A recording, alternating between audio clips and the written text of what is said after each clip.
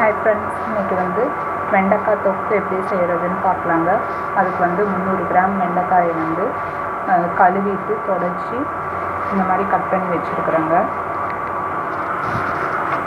வடசட்டியில் இப்போ எண்ணெய் சூடாகிடுச்சு.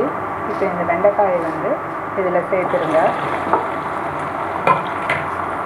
இப்போ இந்த எண்ணெயில் வெண்டைக்காயை நல்லா ஃப்ரை பண்ணிக்கலாம். வெண்டைக்காய் நல்லா இப்போ ஃப்ரை ஆகிடுச்சு. இந்த அளவுக்கு ஃப்ரை ஆகிடணும். இப்போ வெண்டைக்காய் எடுத்துடலாம். இப்போ வடசட்டியில் எண்ணெய் 1 ஸ்பூன் ஊற்றிக்கோங்க. இப்போ இதில் ஒரு 1/2 ஸ்பூன் கடுகு சேர்த்துக்கோங்க. 1/2 ஸ்பூன் சீரகம், ஒரு கொத்து கருவேப்பிலை,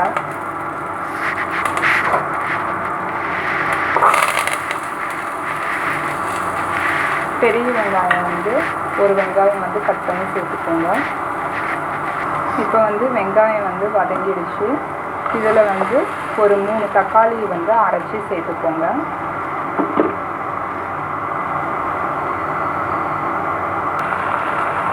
உப்பு ஒரு 1/2 ஸ்பூன் சேர்த்துக்கோங்க.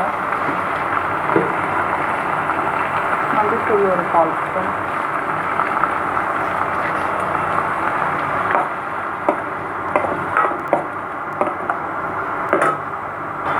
இப்போ இதில் கொத்தமல்லி தூள் ஒரு ஸ்பூன் சேர்த்துக்கோங்க.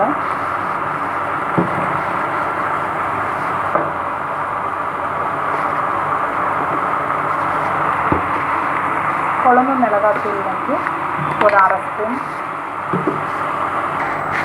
கரம் மசாலா ஒரு 1/2 ஸ்பூன்.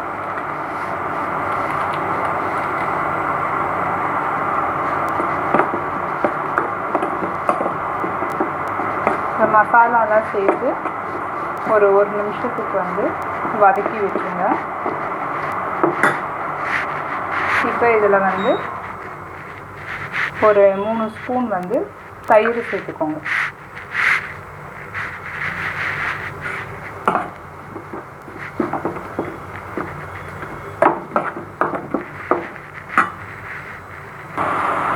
இப்போ இதில் வதக்கி வச்சு எண்ணெயில் ஃப்ரை பண்ணி வச்ச வெண்டைக்காய் சேர்த்துக்கோங்க.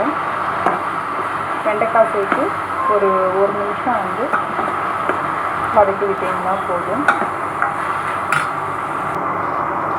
இப்போ வெண்டைக்காய் தொக்கு ரெடிங்க. நீங்களும் செஞ்சு பாருங்கள். இது ஒரு சிம்பிள் ஈஸியான ரெசிபி தான். இந்த சேனல் பிடிச்சிருந்தால் லைக் பண்ணுங்கள், ஷேர் பண்ணுங்கள், சப்ஸ்கிரைப் பண்ணுங்கள், பெல் பட்டன் ப்ரெஸ் பண்ணுங்கள்.